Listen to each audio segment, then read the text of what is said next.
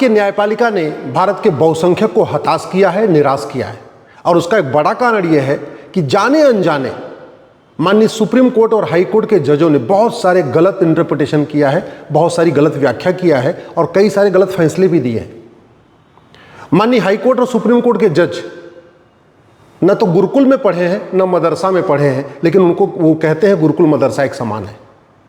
जजों ने न वेद पुराण पढ़ा न बाइबल कुरान पढ़ा, लेकिन कहते हैं वेद पुराण बाइबल कुरान एक समान है।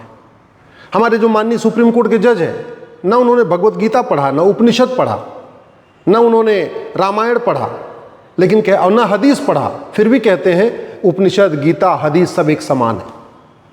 ये तो वही बात हो गई कि आम और बबूल एक समान है। और कहते भी है क्योंकि आम भी पेड़ है, बबूल भी पेड़ है, भले ही आम फल देता हो, भले ही बबूल कांटा देता हो, लेकिन चूंकि दोनों पेड़ हैं इसलिए equality before law, equal protection of law, आम और बबूल एक समान है। लोमड़ी हो और भेड़िया हो या हिरन हो, दोनों का स्वभाव अलग अलग है, लेकिन हमारे हाई कोर्ट सुप्रीम कोर्ट के जज कहते हैं लोमड़ी भेड़िया हिरन सारे के सारे चूंकि एनिमल है, सारे के सारे जानवर हैं, इसलिए equality before law, equal protection of law, सब एक समान है। ये सबसे बड़ी दिक्कत आ रही है। हमारे हाई कोर्ट सुप्रीम कोर्ट के माननीय जज न उन्होंने धर्म को समझा, न उन्होंने मजहब को समझा, न उन्होंने मनुस्मृति में जो धर्म की व्याख्या है, हमारे उपनिषदों में धर्म की व्याख्या है, उसको कभी पढ़ा ही नहीं। लेकिन वो धर्म को रिलीजन कहते हैं, रिलीजन को धर्म कहते हैं, धर्म को मजहब मानते हैं, मजहब को धर्म मानते हैं। और ये गलती हाई कोर्ट के जज भी करते हैं, सुप्रीम कोर्ट के जज भी करते हैं, सांसद विधायक मंत्री मुख्यमंत्री शिक्षा मंत्री सब लोग ये गड़बड़ी कर रहे हैं। चूंकि नेताओं की इमेज तो पहले खराब हो गई थी, लेकिन धीरे धीरे ग्रेजुअली हाई कोर्ट और सुप्रीम कोर्ट के फैसलों से भी देश का बहुसंख्यक हताश है, निराश है। और उसका एक बड़ा कारण यही है, भारत में 5 लाख बहन बेटियां साल में गायब हो रही हैं। हर साल 5 लाख बहन बेटियां गायब हो रही हैं। सुप्रीम कोर्ट बहुत सारे मामलों में सुओ मोटो कॉग्निजेंस लेता है, लेकिन आज तक कभी सुप्रीम कोर्ट ने कॉग्निजेंस ले लिया कि भई ये 5 लाख बहन बेटियां गायब हो रही हैं, इनको कैसे रोका जाए, क्या कारण है, क्या रूट काज है, क्या परमानेंट सोल्यूशन है। चीन में ऐसा नहीं होता, सिंगापुर में ऐसा नहीं होता, अमेरिका में ऐसा नहीं होता, जापान में ऐसा नहीं होता, भारत में क्यों हो रहा है। चलो सरकारें तो वोट और नोट के चक्कर में सुबह से शाम लगी रहती हैं, सांसद विधायक मंत्री सुबह से लेकर शाम वोट और नोट के चक्कर में लगे रहते हैं, लेकिन सुप्रीम कोर्ट और हाई कोर्ट के जजों को तो चुनाव लड़ना नहीं, उनको तो वोट और नोट के चक्कर में पड़ना नहीं चाहिए। तो अगर कहीं से रिपोर्ट आ रही है कि साल में 5 लाख बहन बेटियां गायब हो रही हैं, तो ये तो हाई कोर्ट सुप्रीम कोर्ट के जजों का कर्तव्य है कि इसके ऊपर कॉग्निजेंस लें, सुओ मोटो लें, एक PIL रजिस्टर करें, सरकार से पूछें, सभी राज्य सरकारों से पूछें, केंद्र सरकार से पूछें कि भैया ये 5 लाख बहन बेटियां गायब हो रही हैं, क्यों गायब हो रही हैं, जो गायब कर रहे हैं उनको कितनी सजा मिल रही है, क्या उनको साल भर के अंदर न्याय मिल रहा है कि नहीं मिल रहा है, क्या जो किडनैपर है उनको साल भर के अंदर सजा हो रही है कि नहीं हो रही है। ये कभी सुप्रीम कोर्ट हाई कोर्ट के लिए कभी प्रायोरिटी नहीं रहा। इसीलिए भारत का बहुसंख्यक समाज हाई कोर्ट सुप्रीम कोर्ट से हताश है, निराश है, दुखी है।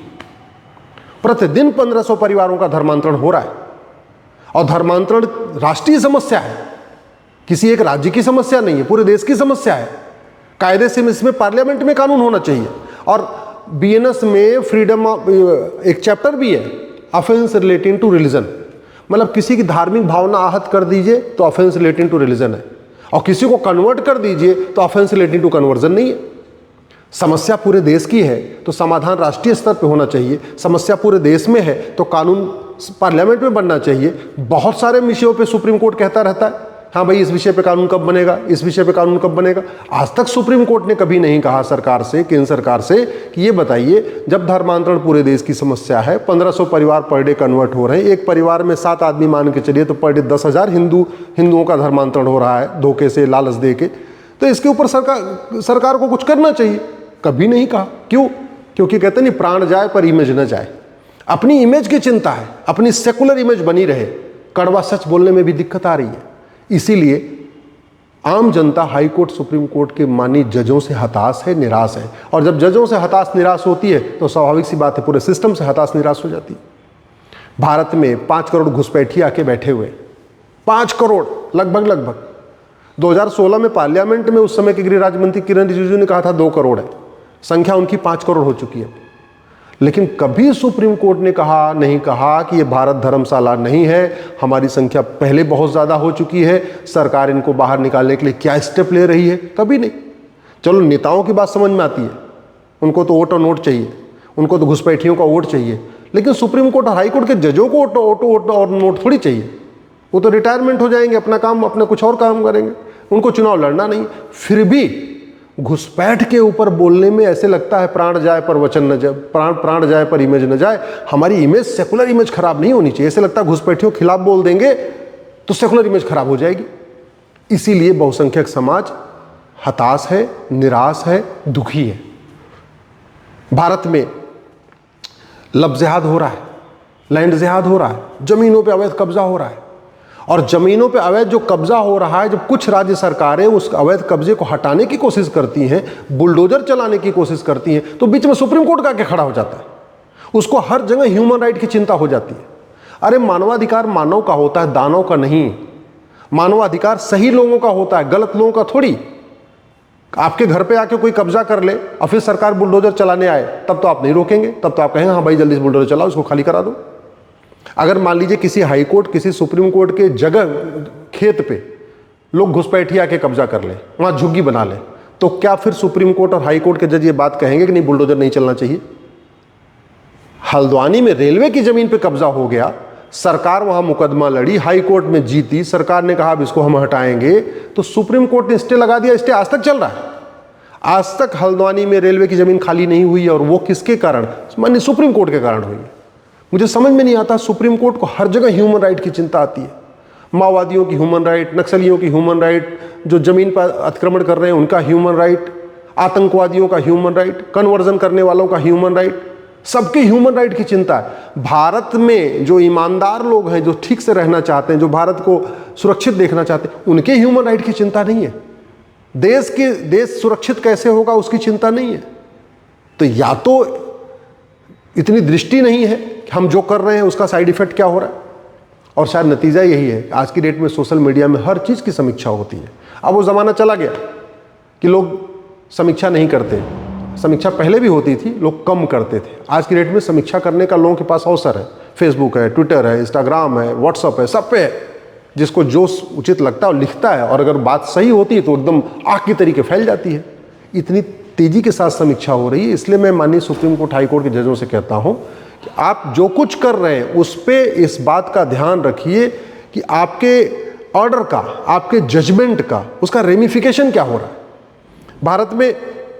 भारत की डेमोग्राफी पर डे बदल रही है, और बहुत तेजी के साथ बदल रही है। और भारत की डेमोग्राफी बदलने का कारण क्या है? लब जिहाद, लैंड जिहाद, ड्रग कारोबार, ह्यूमन ट्रैफिकिंग, अपराध, भ्रष्टाचार।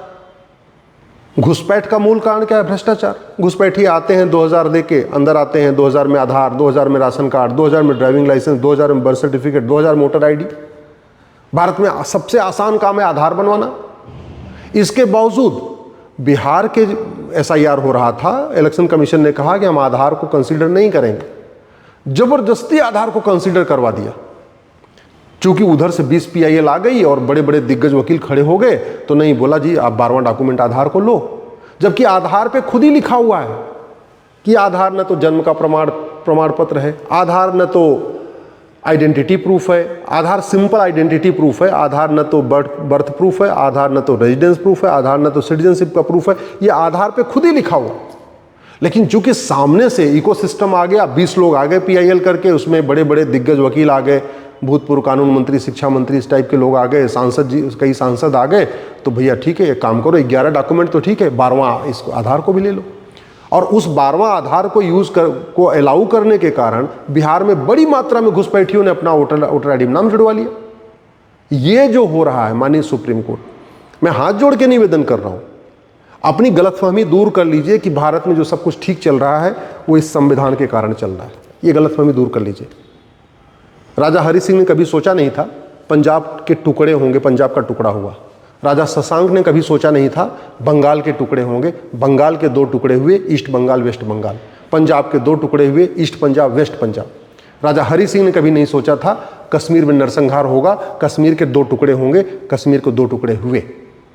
कभी लाल बाल पाल ने नहीं सोचा होगा, भगत सिंह, सुखदेव, राजगुरु ने कभी नहीं सोचा होगा कि भारत के 2 टुकड़े होंगे, लेकिन भारत के 2 टुकड़े हुए।